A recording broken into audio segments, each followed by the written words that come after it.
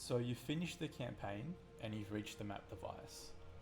Here are some things that I wish I knew beforehand that made mapping much easier. So the first thing you want to do is you want to bring up your inventory and you want to take off all of your equipment. And you're going to bring up your character stats. You're going to double check to ensure that your fire, cold and lightning resistances are -40 and your chaos resistance is 10%. If you do not have these numbers, it means that you've skipped a quest somewhere. So I'll quickly show you where you can do the quests. So there's 2 quests for each resistance, both in normal and cruel. It's at the exact same place.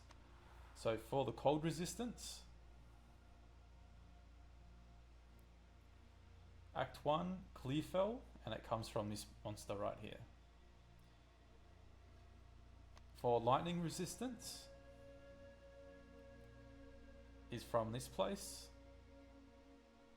and the fire resistance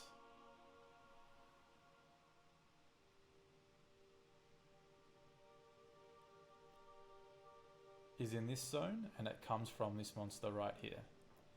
Just remember that there is also a cruel difficulty, and they also issue another 10 resistances at the exact same location. So you're going to have to check both of those locations to make sure which one you've skipped if you don't have -40. The 10% chaos resistance comes from Act 3 Cruel.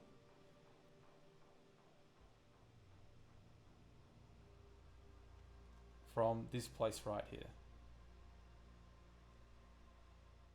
The next thing you want to do is you want to bring up your passive tree, and you want to make sure in the top right corner in brackets you see the number 24. If you have anything less than 24, it means that you've skipped a quest somewhere that gave you points to spend on the passive tree. Points are incredibly crucial to making a character work and game. So if you've skipped a quest somewhere, you need to go find out where you skipped it and you need to go and complete it. The final thing is weapon swapping. I didn't do this until I was level 90 on my second character, and it was a huge reason why my character was performing so poorly. So to explain it quickly, if you bring up your skill gems, and for this example I'll use Ancestral Warrior Totem, you press the arrow and you look at the bottom of the interface and it says used with weapon set 1 or 2. Now I've selected number 2 and not number 1. So what will happen is when I cast Ancestral Warrior Totem, my weapons will automatically swap. And I want you to look at that level 20 right there. So I've casted it, and now Ancestral Warrior Totem has gone to level 34.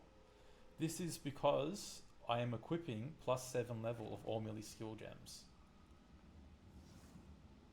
which boosts my Ancestral Warrior Totems when I cast the skill. And then when I perform my Seismic Cry, I go back to my shield and my main weapon.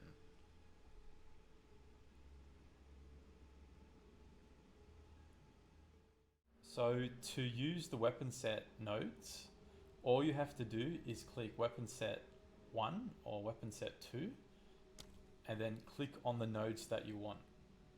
So for example, my weapon set 2 nodes were put into the totem cluster and it changed them to a green color. And my weapon set 1 nodes were used on a shield cluster, for example. Super important to do. If you don't do it, you're missing out on free points to use on the passive tree. And like I said earlier, passive points on the tree are incredibly crucial to the end game.